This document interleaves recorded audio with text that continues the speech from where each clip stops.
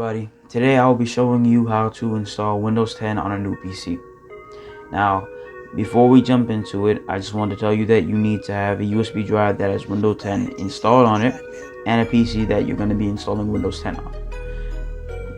Now, I already made a video on how to make the Windows 10 installation on the USB drive, so you can check it out earlier. Now, this is how you begin. You have to make sure it all says English, and US if you live in the US.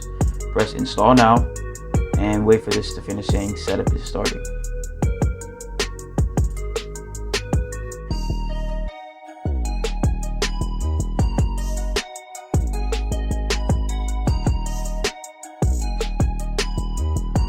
Now it says applicable notice and license term. Press accept and then next.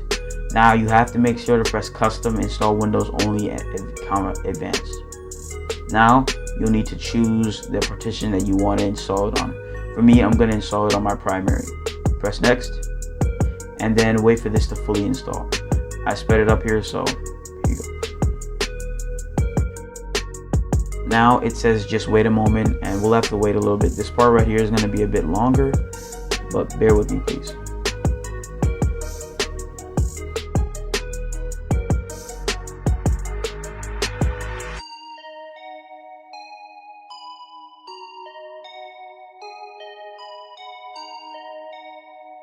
Now it says start with the region. So I live in the United States, so I'm gonna press the United States.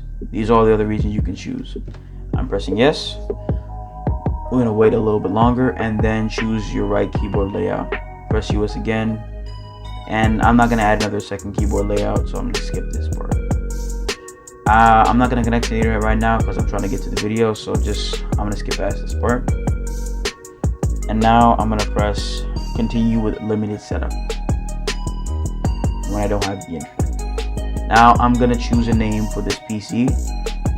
I'm gonna press accept, and this will take a little bit. I'm gonna speed it up for you guys though.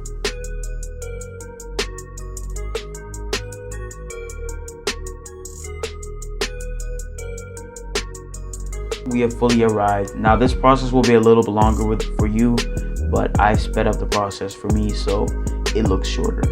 But yeah, this is full Windows. You'll need to activate it though. You can get a key.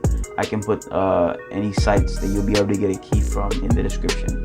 Anyways though, it has all the functions, everything you need, everything works, but you're gonna have to remove the activate Windows sign. It's gonna be popping up soon when you use the computer normally.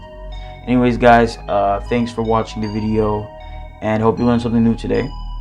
And if you guys can, like and subscribe, and hopefully there'll be more content in the future and more videos like this. Anyways, bye. Have a good one.